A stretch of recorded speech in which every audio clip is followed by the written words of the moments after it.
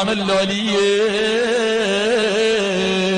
ഒരുപാട് സ്വപ്നം കണ്ട് ചിരിക്കുന്ന മുഖത്തോട് മണിയറക്കകത്ത് കടന്നു വന്ന പ്രിയപ്പെട്ട ഭർത്താവിനോട് ഖബറിനെ കുറിച്ച്, ഖബറിന്റെ അദാബിനെ കുറിച്ച്, ഖബറിന്റെ ഏകാന്തതയെ കുറിച്ച് അവിടുന്ന് പറയുന്നു, അലിയേ ഖബർ ഞെരിക്കുമല്ലോ, ഖബറിനകത്ത് ഇരുളാണല്ലോ, ഖബറിനകത്ത് വല്ലാത്ത അദാബുണ്ടല്ലോ.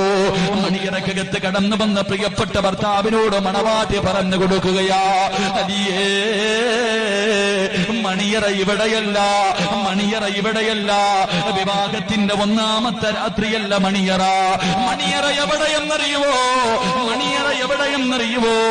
വെള്ളത്തുണിയിൽ കുളിപ്പിച്ച് സുന്ദരനെ പോലെ കുളിപ്പിച്ച് സുഗന്ധം തേച്ച് 6 അടി മണ്ണിനകത്ത് കൊണ്ടുപോയി കുടിച്ചിടുന്ന ഒന്നാമത്തെ രാത്രിയുണ്ടല്ലോ, അവിടെയാണ് മണിയറ, അവിടെയാണ് മണിയറ.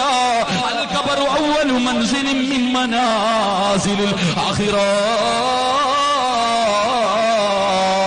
മണവാട്ടി പറഞ്ഞു കൊടുക്കുകയാ, മണവാട്ടി പറഞ്ഞു കൊടുക്കുകയാ, മണിയറ എന്ന് പറഞ്ഞാൽ അവിടെയാണ് മണിയറ.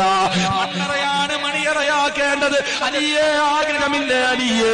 സ്വർഗത്തിലെ സ്വർണത്തിന്റെ വിരിപ്പിന്റെ മുകളിൽ കിടക്കണ്ടേ അലിയേ? കണ്ണെത്താ ദൂരം ഖബർ വിശാലമാകണ്ട്, സ്വർഗത്തിന്റെ പരിമളം ഖബറിനകത്തടിച്ച് വീശുണ്ട്. ഉമ്മ കെട്ടിപ്പിടിക്കുന്നത് പോലെ സ്നേഹത്തോടെ ഖബർ നമ്മളെ കെട്ടിപ്പിടിക്കണ്ടേ അലിയേ? ഖബറിനകത്ത് ചോദ്യം ചെയ്യാൻ വരുന്ന മലക്കുകൾ പുതുമണവാടം കിടന്നുറങ്ങുന്നത് പോലെ ഈ മണിയറക്കകത്ത് കിടന്നുറങ്ങടാ എന്ന് പറയുന്നത് കേൾക്കണ്ടേ അലിയേ?